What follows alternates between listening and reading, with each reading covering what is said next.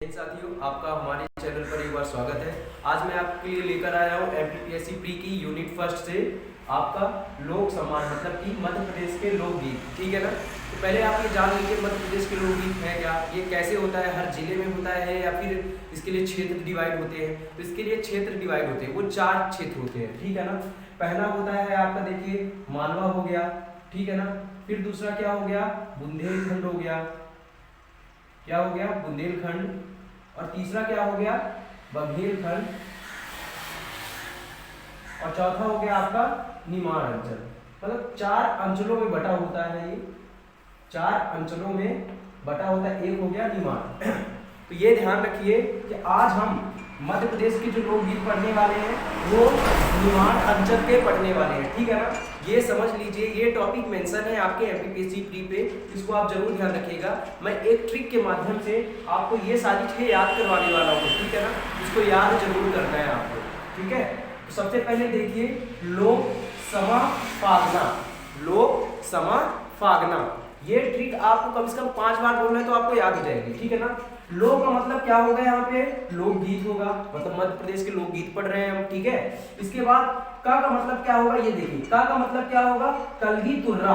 का मतलब क्या होगा, कलगी तुर्रा। अब आपसे सवाल कैसा पूछा जाइएगा, ये देखिए। ठीक है ना। आपसे पूछा जाएगा कि जो कलगी तुर्रा है वो मध्य प्रदेश के लोकगीत में किस अंचल से आता है, तो आप बताओगे निमाड़ अंचल से आता है। ठीक है ना। तो ये चीज आपसे पूछा जाएगा, ये ध्यान रखिएगा।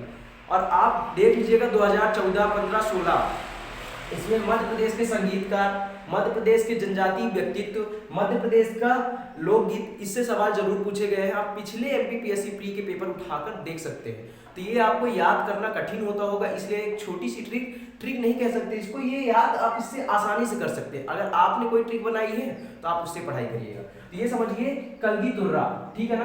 का मतलब कलगी तुर्रा। आप समझिए इसमें 2 अखाड़ों का वर्णन है। कलगी तुर्रा पे 2 अखाड़ों का वर्णन है। इसमें पहले अखाड़े का नाम कलगी रखा गया, दूसरे अखाड़े का नाम क्या रखा गया, तुर्रा रखा गया। ठीक है ना।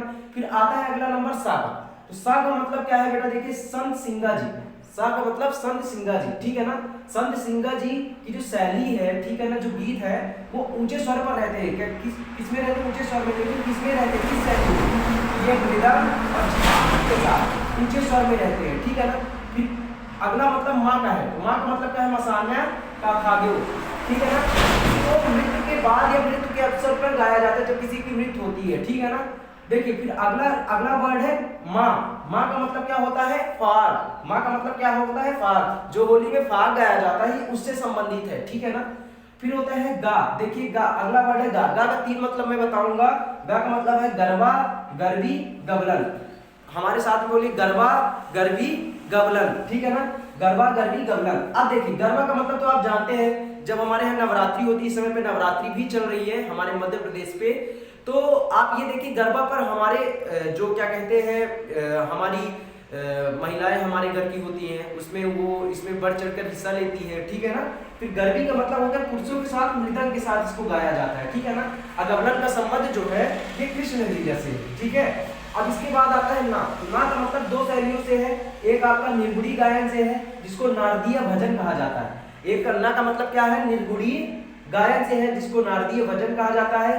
एक है नागपंथी गायन जिसको क्या कहा जाता है, भगवा वस्त्र पहनकर रेवड़ी बजाते हैं इसमें। ठीक है ना।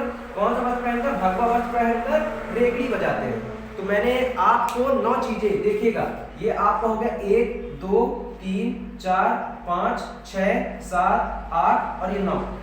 मतलब कि मैंने मध्य प्रदेश के लोकगीत में 4 अंचल होते हैं, बघेलखंड, बुंदेलखंड, ठीक है ना, और आपका निमाड़ और मालवा। ठीक है ना। मैंने आज आपको निमाड़ अंचल करवाया है। निमाड़ अंचल में मैंने आपको 9 लोक अंचल जो लोकगीत हैं उनके बारे में करवाया है। इन 9 को याद रखने के लिए मैंने आपको एक ट्रिक बताई है, लोक समा फागना। लोक समा फागना मैंने बताया, जिसमें लोक का मतलब लोकगीत है। आपका का मतलब क्या है, कलगी तुर्रा है, जिसमें 2 अखाड़े होते हैं। पहले अखाड़े का नाम कलगी, दूसरे अखाड़े का नाम तुर्रा। फिर मैंने आपको सा का मतलब संत सिंगा जी बताया है। संत सिंगा जी की जो गायन शैली है, ठीक है ना, वो किसमें रहती है, मृदंग और झांझ पे रहती है। इन्होंने ही ऊंचे स्वर में गाने का शुरुआत किया। ठीक है। फिर इसके बाद माँ का मतलब मसाला या काया खोगो। कायाखो, आप क्या पढ़ोगे कायाखो, ठीक है ना।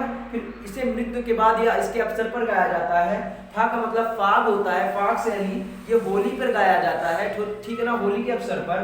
गा का मतलब क्या है गरबा होता है, इसे जानते हैं कि हमारे यहाँ गरबा नवरात्रि के समय पर होता है। फिर गरबी का मतलब क्या होता है, मैंने आपको बताया पुरुषों के साथ ये झाग मृदंग के साथ इसको गाया जाता है। गबलन का आप समझ गए कृष्ण लीला से संबंध है। इसके बाद ना का मतलब है निर्गुणी गायन से है, ठीक है ना। निर्गुणी गायन को हम नारदीय भजन भी कहते हैं। और नागपंथी का मतलब मैंने बताया भगवा वस्त्र पहनकर रेखड़ी बजाते हैं। तो अगर आप एमपीपीएससी प्री या फिर एमपी जीके या फिर मध्य प्रदेश के किसी भी एग्जाम की तैयारी करते हैं तो ये टॉपिक आपके लिए बहुत ही महत्वपूर्ण है। अगर ये जानकारी आपको अच्छी लगी तो इसको शेयर करिएगा, उन लोगों तक पहुंचाइएगा जो इसकी जानकारी नहीं रखते, और हमारे चैनल को सब्सक्राइब करिएगा। धन्यवाद, जय हिंद।